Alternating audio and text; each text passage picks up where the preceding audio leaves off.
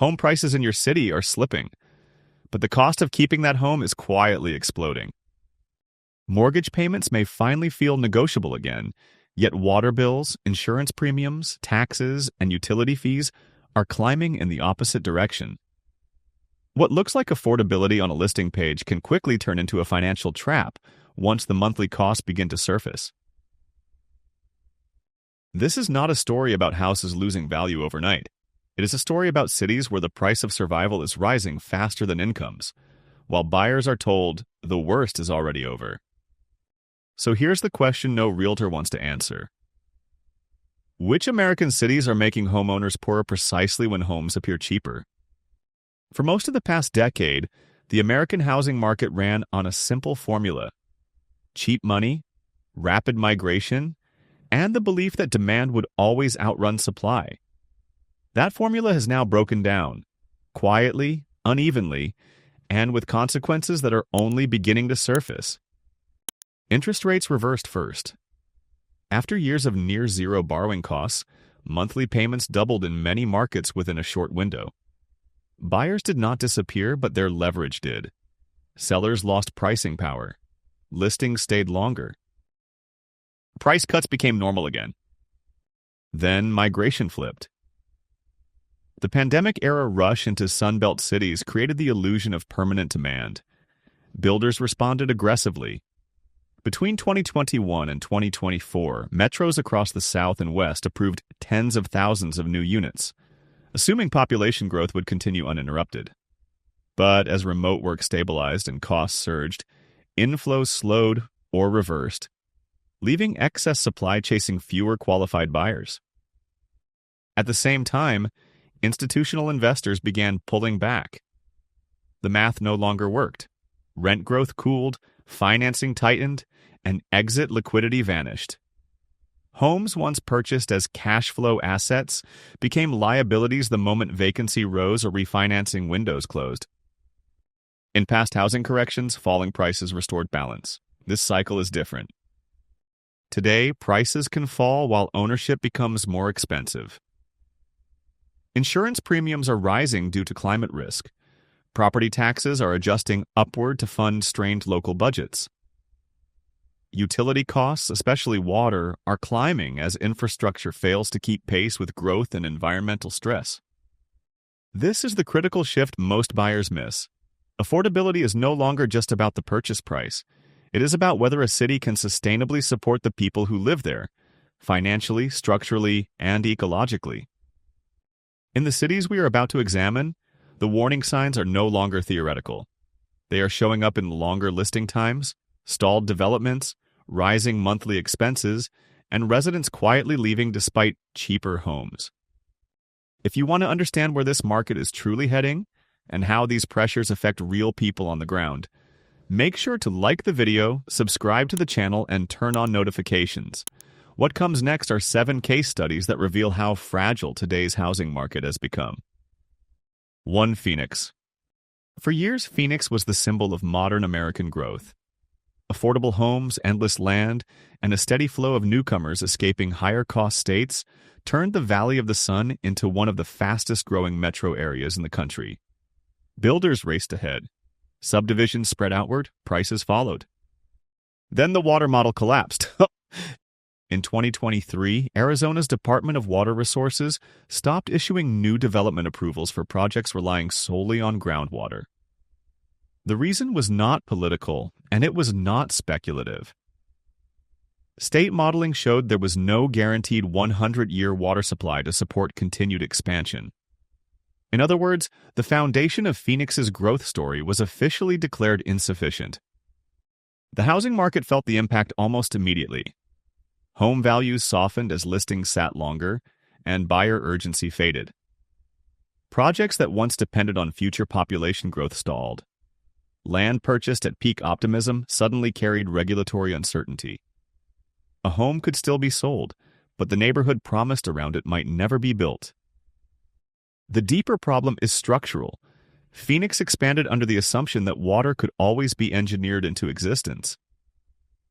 But engineering solutions take time, political coordination, and money. Meanwhile, insurance costs have risen alongside climate risk, and utility expenses continue to climb even as prices stagnate.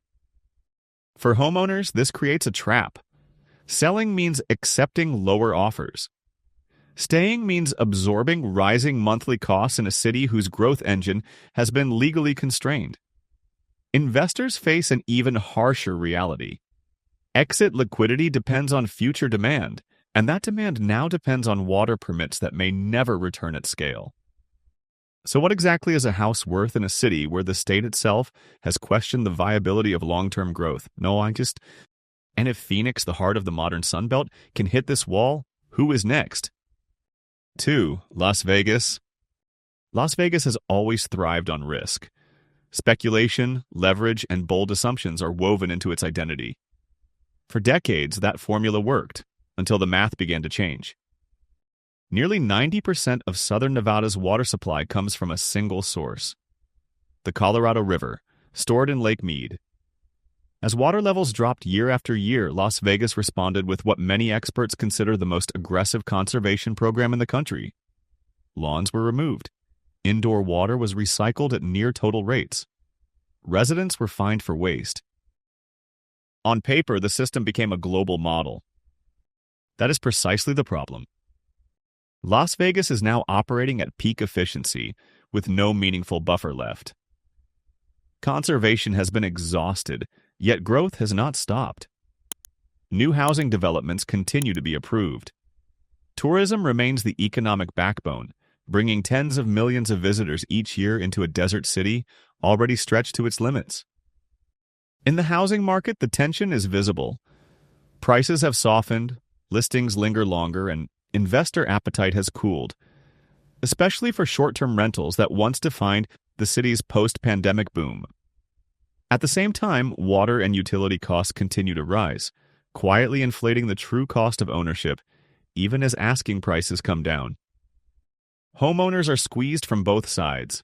Sellers cannot command peak prices anymore. Buyers face monthly expenses that no longer match the promise of cheap desert living.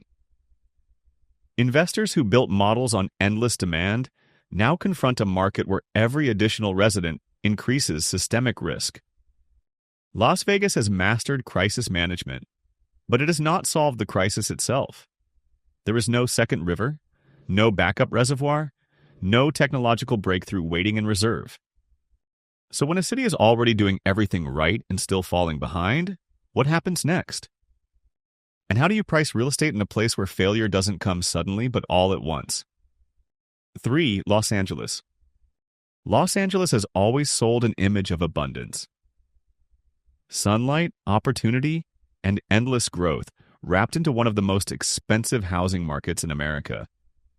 A median home price hovering near $1 million creates an expectation that basic necessities at the very least are secure. Water is not one of them. Los Angeles relies on a fragile mix of local aqueducts, groundwater, and imported water from the Colorado River and Northern California. Each of those sources is under stress. Snowpack has become unreliable. River allocations are shrinking. Groundwater reserves are under pressure. Yet development continues and prices remain elevated. The real shift is happening quietly, through costs most buyers underestimate. Water rates have been approved for consecutive increases, with multi-year hikes already locked in.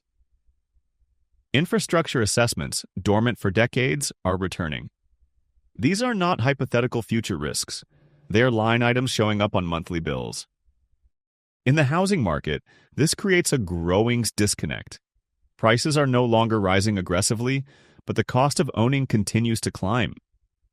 Sellers resist price cuts because replacement housing is just as expensive. Buyers hesitate because affordability calculations no longer stop at the mortgage payment. For long-term residents, the pressure is cumulative. Insurance premiums rise with climate exposure. Utility bills trend upward. Property taxes adjust to fund aging systems stretched beyond design limits. What once felt like a premium lifestyle increasingly resembles a slow financial bleed. Investors face a similar dilemma. Rental demand remains strong, but margins shrink as operating costs rise faster than rents. Appreciation alone can no longer justify the numbers. Los Angeles is not running out of houses. It is running into the limits of what people can afford to sustain. And if this is the cost of living in America's most iconic market, what happens in the cities that cannot pass those costs on as easily? 4. San Diego. San Diego looks like the exception to every housing rule.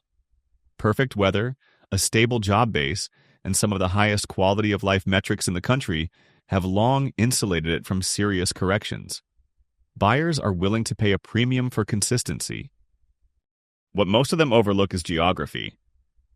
San Diego produces very little of its own water. Between 85 and 90% of the supply is imported from hundreds of miles away, primarily through the State Water Project and the Colorado River system. That places the city at the very end of the pipeline. Any shortage upstream hits San Diego first and leaves it last in line for relief.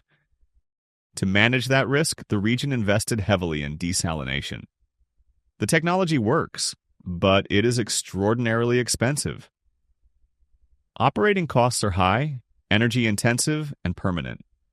As traditional sources become less reliable, dependence on this costly water only increases.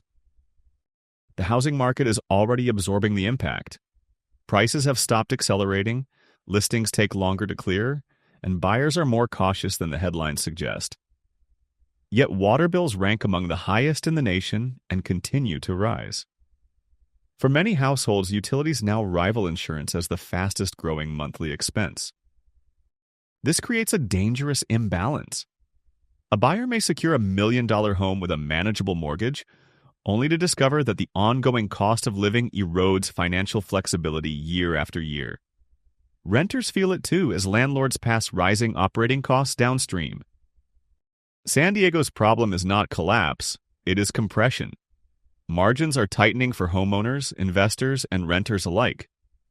The city remains desirable, but desirability no longer guarantees affordability. And when a market known for stability starts to strain under its own infrastructure costs, the question becomes unavoidable. How long can prices stay high in a city where every gallon of water must be earned the hard way? 5. Scottsdale. Scottsdale represents the polished face of desert prosperity.